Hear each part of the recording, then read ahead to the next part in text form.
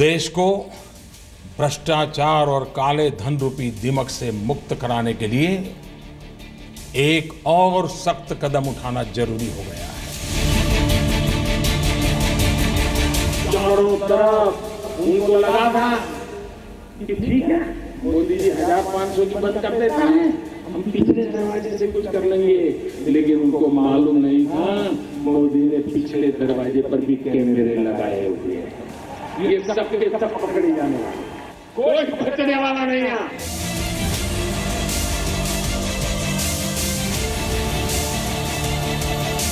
Media analysis के मुताबिक 8 नवंबर के बाद से 7 दिसंबर तक 1000 करोड़ यानी 1 अरब रुपए से ज्यादा की नई करेंसी के नोट बरामद हुए हैं और हर दिन नोटों की बरामदगी का सिलसिला रुक नहीं रहा।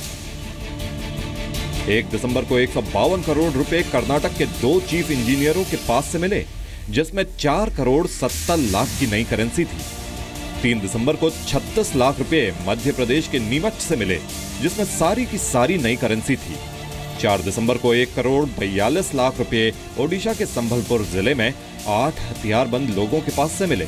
6 दिसंबर को 8,13,000 रुपए हरियाणा के सोनीपत से मिले। 7 दिसंबर को 1 करोड़ रुपए गोवा के पणजी से मिले। 8 दिसंबर को 43.6 लाख रुपए मध्य प्रदेश के होशंगाबाद में टीवी कलाकार की कार से बरामद हुए। 9 दिसंबर को 100 करोड़ रुपए तब मिले जब दिल्ली के चांदनी चौक में एक्सिस बैंक में आईटी विभाग का छापा पड़ा और 44 फर्जी खातों का पता चला। 9 दिसंबर को 76 लाख रुपए गुजरात के सूरत में मिले और 4 लोग गिरफ्तार किए गए। 9 दिसंबर को 8 लाख रुपए इंदौर में 2 लोगों के पास से मिले, जिसमें सारी की सारी नई करेंसी थी। 9 दिसंबर को 85 लाख रुपए मुंबई में मिले और 4 लोग गिरफ्तार हुए। यहां भी सारी की सारी नई करेंसी थी। 10 दिसंबर को 65 लाख रुपए हैदराबाद में डाकघर के अधिकारी के पास से मिले।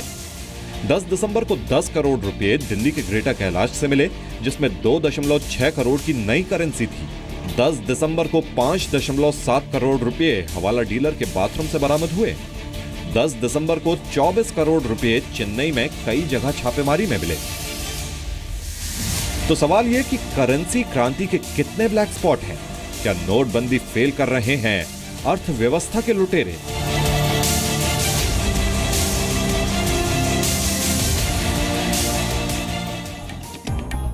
नमस्कार, जी न्यूज स्पेशल में बात उन खलनायकों की जो गुलाबी क्रांति के खलनायक बनकर सामने आए हैं। देश इन दिनों एक बड़े नाजुक मोड़ से गुजर रहा है, जहां एक तरफ नोटबंदी करके काले धन के खिलाफ अब तक का सबसे बड़ा अभियान छेड़ा गया है, तो दूसरी तरफ इस गुलाबी क्रांति के खलनायकों का चेहरा दिखने लगा है। हैरानी की बात तो यह है कि इनमें से कई लोग ऐसे हैं जो काले धन के खिलाफ उठाए जा रहे कदमों को नाकाम करने का दुस्साहस कर रहे हैं। बीते कुछ दिनों में आयकर विभाग समेत कई एजेंसियों के छापे में न सिर्फ अघोषित कमाई के पुराने नोट, बल्कि नए नोट और गोल्ड ज्वेलरी बरामद हो रही है। एक मीडिया एनालिसिस के मुताबिक नोटबंदी के बाद से 7 दिसंबर तक ही 1 अरब से ज्यादा की अघोषित रकम बरामद हो चुकी है। सबसे ताजा जो मामला है वो दिल्ली के एक सफेद कोठी का है, जहां से 13.5 करोड़ रुपए मिले हैं।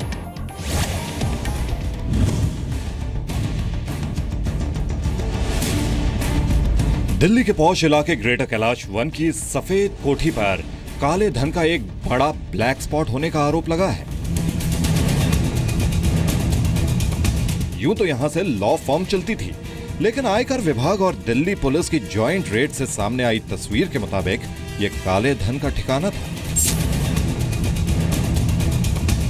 लॉ फर्म की सफेद इमारत में अलमारी, अटैची और कार्टन में नए और लीगल टेंडर नहीं रहे पुराने नोटों की गड्डियों की भरमार पकड़ी गई। कुल 13.5 करोड़ रुपए के करेंसी नोटों की बरामदगी हुई है, जिसमें से 2.61 करोड़ 2,000 रुपए के नोटों में है, तो 1000 के पुराने नोटों में 7 करोड़ रुपए हैं। 3 करोड़ रुपए 100 की करेंसी नोट में है, बाकी 50 और रद्द हुए 500 के नोटों में है। जो प्रेमिसेस थे वो T&T लॉ फर्म के थे और जो अभी तक पता चला है उनका ओनर जो है रोहित टंडन, वो अंडरग्राउंड है। बाद में टीम्स ने उनके रेजिडेंस छतरपुर पे भी चेक किया था, तो वो अंडरग्राउंड हो चुके हैं। इसलिए उनका इंट्रोगेशन अभी नहीं हो पाया है। ये सफेद कोठी TNT लॉ प्राइवेट फर्म की है, जिसके मालिक हैं रोहित टंडन। रोहित टंडन को किस तरीके से यहाँ की व्यवस्था का इल्म था, जिसका अंदाजा क्राइम ब्रांच के सूत्रों के दावे से पता लगता है। रोहित टंडन के दफ्तर पर जब छापेमारी चल रही थी तो उनके दफ्तर की CCTV की लाइव फुटेज वो अपने मोबाइल फोन पर देख रहे थे। अब दिल्ली पुलिस की क्राइम ब्रांच रोहित टंडन के बैंक खातों और निवेशों की तफ्तीश में जुटी है। इनके जो बैंक खाते हैं उसकी भी जांच की जा रही है कि किस बैंक से इनको इतनी भारी मात्रा में नए नोट मिला है, जहां पर एक आम आदमी को 2500 रुपए लेने के लिए मशक्कत करनी पड़ रही है, लाइन में लगना पड़ रहा है। वहीं रोहित टंडन के पास 2 करोड़ 60 लाख के नए करेंसी कहां से आए, इसकी जानकारी की जा रही है। जांच एजेंसियां रोहित टंडन के क्लाइंट्स की पड़ताल में भी जुट गई हैं। सूत्रों का दावा है कि जमानत पर चल रहा एक आर्म्स डीलर और अगस्ता वेस्टलैंड डील में कटघरे में आए वकील गौतम खेतान भी रोहित टंडन के क्लाइंट्स में शामिल थे।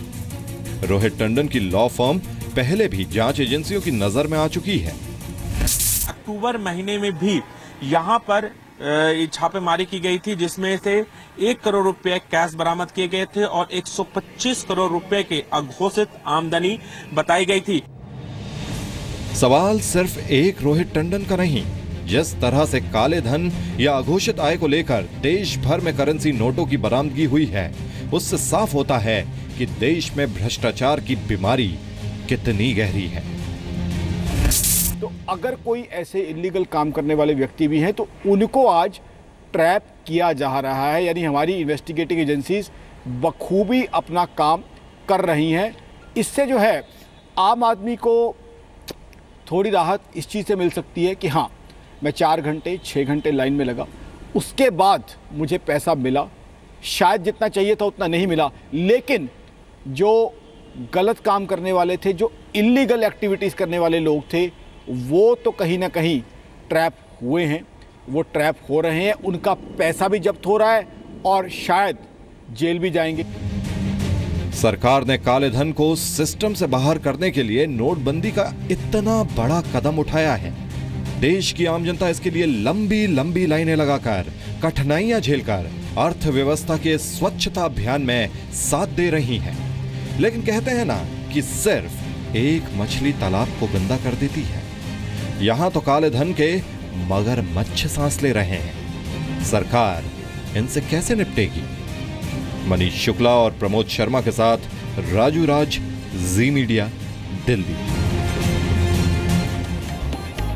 और आपको बता दें, ये जो सबसे ताजा खबर आई है, सफेद कोठी में जो करोड़ों करोड़ों संपत्ति मिली है और पैसा और करेंसी बरामद हुई है, उसका गुनहगार रोहित टंडन अंडरग्राउंड नहीं अब सामने आ चुका है। आगे की खबर उससे जुड़ी हुई हम आगे बताएंगे, लेकिन उससे पहले काली और अघोषित कमाई का साम्राज्य कितना बड़ा है, इसकी बानगी परेशान कर देती है, ये बताना जरूरी है। बीते 3 दिनों में तमिलनाडु के वेल्लोर जिले में भारत की अब तक की शायद सबसे बड़ी बरामदगी हुई है। आप ये रिपोर्ट देखिए।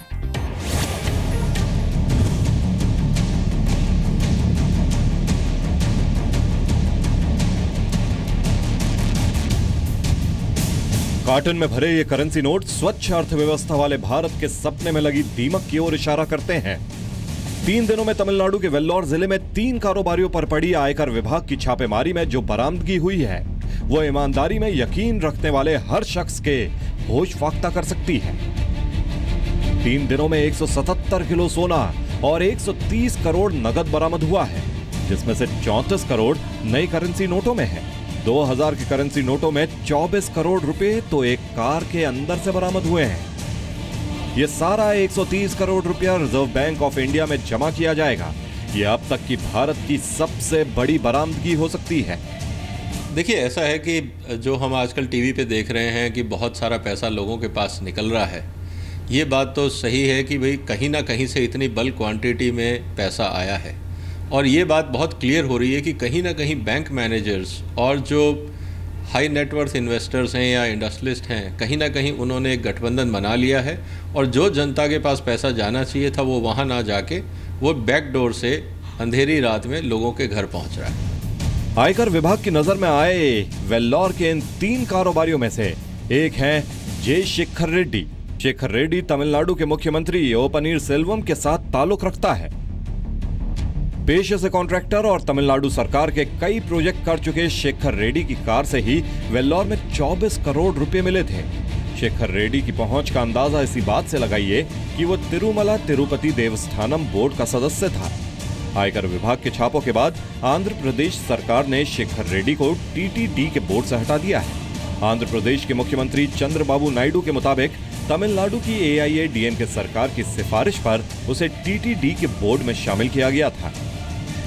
बड़े कारोबार इसलिए हो रहे हैं कि आपने पहले उन एक्सरसाइज में अपने समय नहीं लगाए हैं। तो पहला काम था कि इन एजेंसीज को कैपेसिटी उनकी बढ़ाते, उन्हें मजबूत करते, उन्हें दूर तक ले जाते। अगर हमारे स्टेट हेडक्वार्टर्स में लोग बैठे हुए हैं तो उन्हें डिस्ट्रिक्ट हेडक्वार्टर्स तक पहुंचाते, डिस्ट्रिक्ट हेडक्वार्टर्स में है तो उसको सब डिविजनल हेडक्वार्टर्स तक ले जाते, तो हमारे काम थोड़े आसान होते। कि हमारा इनकम टैक्स डिपार्टमेंट को और मजबूत करने की आवश्यकता थी। उनमें कर्मचारियों की संख्या बढ़ानी थी। 91 आवर्ड्स हम लोगों ने बहाली पर ही रोक लगा दी है इन सारे एजेंसियों में, काम ही नहीं हो रहे हैं। अब ऑटोमेशन पर बहुत गए, मशीन पर बहुत गए, आदमी पर गए नहीं। तो उस हिसाब से हमारे जितने लोगों की जरूरत है IT डिपार्टमेंट को, उनके पास नहीं है। शेखर रेड्डी के अलावा वेल्लोर के 2 और कारोबारी श्रीनिवासलू और प्रेम के ठिकानों पर 8 दिसंबर से छापेमारी हुई है।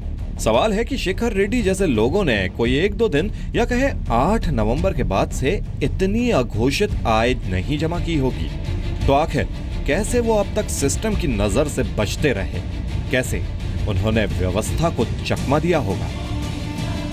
देखिए, ऐसा है कि जब ये सिस्टम शुरू किया गया था तब मुझे लगता है कि कोई भी ये मानने को तैयार नहीं था कि हमारा इंडियन बैंकिंग सिस्टम या जो हमारे मैनेजर्स हैं वो हमें धोखा देंगे। अब ये हुआ कि अब हमारे सामने चीज़ आ रही है कि जो बैंकिंग सिस्टम जिस पे हमने भरोसा किया, देश ने भरोसा किया, उसने कहीं ना कहीं इस देश के साथ धोखा किया है। और ये एक चिंता की बात है, क्योंकि आप किसी को धोखेबाज इसलिए नहीं कह सकते क्योंकि आपके पास पहले उसका अनुभव नहीं था। अब अनुभव है। अगर आज के बाद कभी इस तरह की बैंकिंग सिस्टम के साथ कोई कार्रवाई करनी हुई तो मुझे लगता है सरकार ज़्यादा सतर्क रहेगी।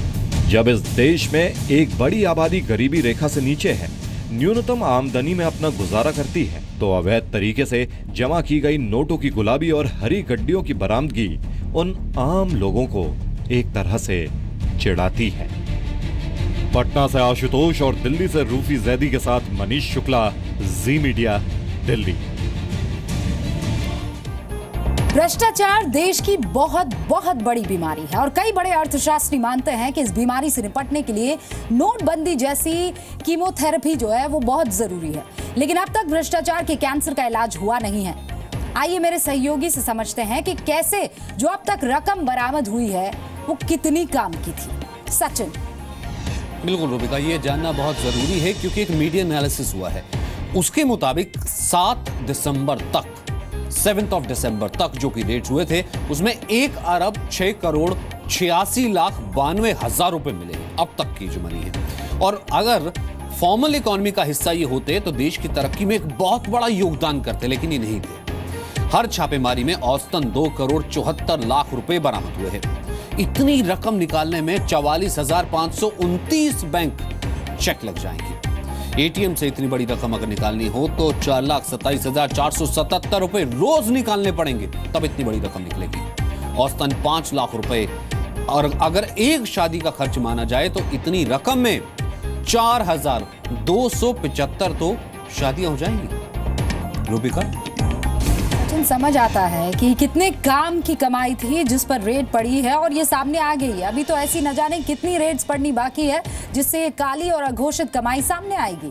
लेकिन इस कमाई को बनाकर अर्थव्यवस्था को जाने अनजाने में खोखला करने की ऐसी कोशिशें होती है कि हम और आप दंग रह जाते हैं। इस अघोषित कमाई को छिपाने की तरकीबें भी कम हैरान करने वाली नहीं है साहब। सोचिए, बाथरूम तक में तहखाना बनाकर अघोषित कमाई छिपाने की खबर आ रही है।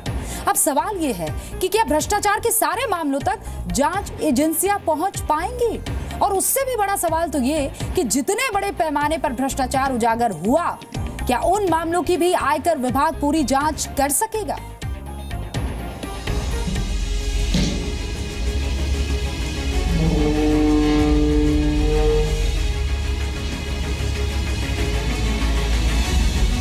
यूं तो दिखने में ये एक बाथरूम था, लेकिन वास्तव में ये एक ब्लैक होल था। जिसमें सिस्टम से छुपाकर अघोषित कमाई समा जाती थी। यह जगह कोई दिल्ली, मुंबई या बेंगलुरु नहीं, यह है कर्नाटक का एक दूर दराज का इलाका चल्लाकेरे, जो कि चित्रदुर्गा जिला मुख्यालय से 40 किलोमीटर दूर है। यहां पर भी अघोषित मनी माया छुपाई गई थी। ये एक हवाला कारोबारी का ठिकाना है जिसकी अब तक पहचान नहीं हुई है। जाहिर है कि इसके राज ऐसे होंगे जिसमें स्वच्छ अर्थव्यवस्था की रीढ़ तोड़ने की साजिश रची गई होगी। देखिए, जब ये डिमोनेटाइजेशन अनाउंस हुआ उस समय ये 14 लाख करोड़ की करेंसी डिमोनेटाइज की गई और उससे बहुत सारे ऐसा पैसा था जो जिसे हम काला धन कहते हैं, जिन लोगों के हाथ में था। स्वाभाविक था जब डिमोनेटाइजेशन हुआ तो उनका पैनिक ही होना था। तो कहीं ना कहीं सिस्टम को ऐसे लोग कोशिश करते हैं तोड़ने की। तो उस सिस्टम में जो एक ह्यूमन नेचर है, क्योंकि ये लोग वो हैं जिन्होंने 33% टैक्स नहीं दिया अपनी इनकम पे, तो उन्होंने कहीं ना कहीं सिस्टम की वीकनेस का फ़ायदा उठाने की कोशिश की और जो भी उस चेन में, सप्लाई चेन में लगे हुए थे कैश की नई करेंसी को, कहीं ना कहीं उनको एक्सप्लॉइट किया गया और उनको चेन तोड़ी गई और उसमें से वो पैसे निकल गए। चल्लाकेरे के हवाला कारोबारी के ठिकाने से 5.7 करोड़ के नए नोट, 32 किलोग्राम सोने के बिस्किट और ज्वेलरी, साथ ही 90 लाख की कीमत के पुराने नोट मिले हैं। काली कमाई का ये ब्लैक स्पॉट तब आयकर विभाग की नजर में आया जब हुबली और चित्रदुर्गा जिलों में कसीनो और बुलियन कारोबारियों के खिलाफ आयकर विभाग ने जांच शुरू की। बाथरूम में अघोषित कमाई का ब्लैक स्पॉट बनाने वाले लोगों को पकड़ने के लिए और भी जगहों पर छापे मारे जा रहे हैं। आयकर विभाग देश भर में अघोषित कमाई के ऐसे सैकड़ों ब्लैक स्पॉट ढूंढ रही है, लेकिन आयकर विभाग समेत दूसरी एजेंसियों के स्वच्छता अभियान के बीच एक बड़ा सवाल ये भी है कि क्या इन एजेंसियों की क्षमता इतनी है कि सभी काले धन कुबेरों को पकड़ा जा सके? ये एक ऐसा गहरा प्रश्न है और ये एक ऐसा आर्थिक अपराध है कि केवल अगर अकेले पुलिस करे तो शायद बहुत कामयाब नहीं होगी। इनकम टैक्स विभाग और मैं तो चाहूंगा कि कस्टम सेंट्रल एक्साइज भी, अभिसूचना विभाग भी एक जॉइंट एक टास्क फोर्स बनाए, जैसे कि यूपी में एक स्पेशल टास्क फोर्स बनी हुई है और स्पेशल टास्क फोर्स में इस सभी विभागों के अधिकारियों के एक समन्वित और एकाकृत और एक कोऑर्डिनेटेड तरीके से कार्रवाई होती है और इसके 4 चरण होते हैं। अभिसूचना संकलन, अभिसूचना संकलन के उपरांत एक इन्वेस्टिगेशन प्लान, इन्वेस्टिगेशन प्लान के ऊपर उसके बाद छापे की कार्रवाई, छापे के बाद गिरफ्तारी और बरामदगी, उसके बाद पूछताछ और फिर आपका इन्वेस्टिगेशन एक्चुअल शुरू होता है। इन तमाम त्रुटियों के उपरांत जो भी अपराध बनते हैं उसकी विवेचना पुलिस के द्वारा की जानी चाहिए और आरोपियों के विरुद्ध राष्ट्र हित में कठोरतम वैधानिक कार्रवाई की जानी चाहिए। अब तक 40 करोड़ बैंक खातों को संदिग्ध माना गया है, जबकि असेसमेंट करने वाले कुल 8000 आयकर अधिकारी ही हैं। असेसमेंट करने वाले इन अधिकारियों में से 4000 अधिकारी ऑडिट जैसे दूसरे कामों में लगे हैं। अभी औसतन एक आयकर अधिकारी 80 केस की जांच करता है। अब संदिग्ध खातों की जांच के लिए हर एक आईटी अफसर पर कई गुना दबाव पड़ेगा। आयकर विभाग की चुनौती कितनी बड़ी है, इसे समझने के लिए उसे मिले टास्क पर नजर डाल दीजिए। 31 जनवरी के पहले तक आयकर विभाग को 50,000 से ज्यादा रकम वाले जनधन खातों की जांच करनी है। साथ ही 2.5 लाख से ज्यादा रकम वाले बचत खातों की जांच करनी है। 12.5 लाख से ज्यादा रकम वाले चालू खातों की जांच करनी है। तो सवाल है, सरकार काले धन वाले खलनायकों को कैसे पकड़ेगी? वैसे प्रधानमंत्री नरेंद्र मोदी लगातार दावा कर रहे हैं कि काली कमाई करने वाले बचेंगे नहीं, लेकिन ये चुनौती नोटबंदी के बाद अर्थव्यवस्था को पटरी पर बनाए रखने से छोटी नहीं है। मुंबई से अंकुर त्यागी के साथ नीरज गौड़ और मनीष शुक्ला, जी मीडिया, दिल्ली। सरकार और बाकी सारी एजेंसियां अपना काम कर रही हैं, लेकिन इस दौर में अगर आपको भी ऐसा कोई भी आदमी जो भ्रष्ट दिखता है, चाहे वो बैंक से जुड़ा हुआ हो, चाहे वो सरकार से जुड़ा हुआ हो या कहीं और किसी संस्था से, फौरन पुलिस को खबर कीजिए, क्योंकि इन गुलाबी क्रांति के खलनायकों को आज की तारीख में उजागर करना बहुत जरूरी है।